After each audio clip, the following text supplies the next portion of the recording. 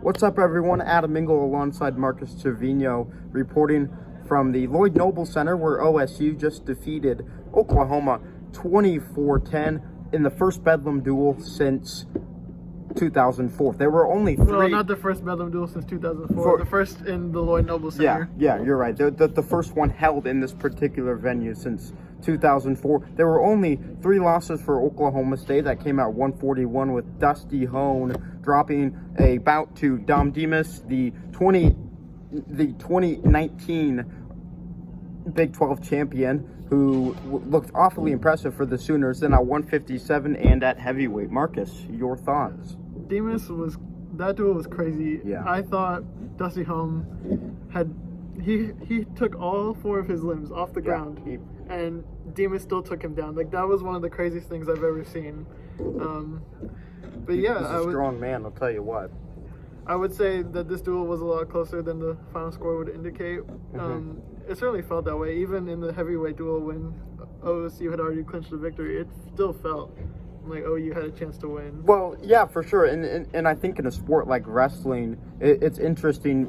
I feel like that, that might be the mood, how fans feel a lot, because, there's the individual wins and then there's the team scores. But I think part of it, it was a really good atmosphere. It was a solid crowd considering the circumstances. 1, in the middle of a pandemic. 2, just a few hours before Super Bowl 55. But it was an impressive crowd here at Lloyd Noble Center.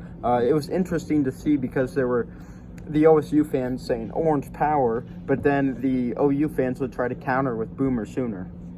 Yeah, I didn't expect a turnout like this. I kind of expected to be in an empty stadium, but I was impressed by the turnout. You had fans going back and forth from both sides. It was crazy. Yeah, it was a great dual atmosphere. Something I want to talk a bit about, Marcus, is 133. It's been a weight class for Oklahoma State that's really struggled. In fact, prior to today, there was only one dual win. That was Andrew Neiman, and that was against Little Rock on January 17th. But even then, that wasn't even a true win. That was a win via forfeit. For all except for today, Reese Witchcraft, he earned a tremendous win over Tony Madrigal, which oddly enough he's 2-0 all time against Madrigal. But Reese Witchcraft won 7-3. Your thoughts from that 133 bout? My thoughts are 133 for whatever reason. As we've said on our podcast for the entire year, just chalk it up as an L. Like, there's no explaining it. And, I'm glad that they fixed their problems. But with that being said, today is probably the last day we see Reese Witchcraft at 133 with the return of Dayton Fix. Oh, well, yeah, for sure. Yeah, without a doubt. I honestly, I was kind of looking, I'm like, wait, what are you talking about? But you reminded me, guess what, guys? Start the countdown. It's only a few days. Dayton Fix set to return, I believe, February 11th, because his suspension is till February 10th. So I'd assume that wouldn't that go through February 10th? Tomato. Either way. He's coming back next week. Yeah, he will be in action next Sunday. Cowboy Challenge tournament. But hey, you want to preview that? I'm excited for that a little bit. It's crazy because the 197 weight class is just loaded I would say for this, it's loaded. No, I'm previewing the Cowboy Challenge. Like, it's loaded because you have AJ Ferrari, you have Jake Woodley, Younger Bastida of Iowa State, Stephen Buchanan, and then previously, this weekend he was number 1 ranked. He's not going to be because Stephen Buchanan of Wyoming beat him, but previously number 1 ranked 197-pounder Noah Adams of West Virginia. But yeah, back to this duel here in Norman. Marcus?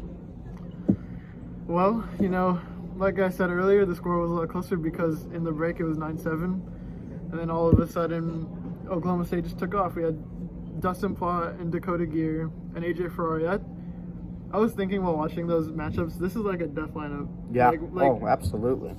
I'm sure OU felt good at the break. Hey, we're within 2 points. We could take over this whole duel, and the next thing you know, they're down 20. Yeah, well, that's a crazy thing, because out of that break, Travis Whitlake was I mean, he was a just monster. Yeah, exactly. He was scoring all over the place. He won via tech fall over OU's Troy Mantanona 26-11, and that was impressive.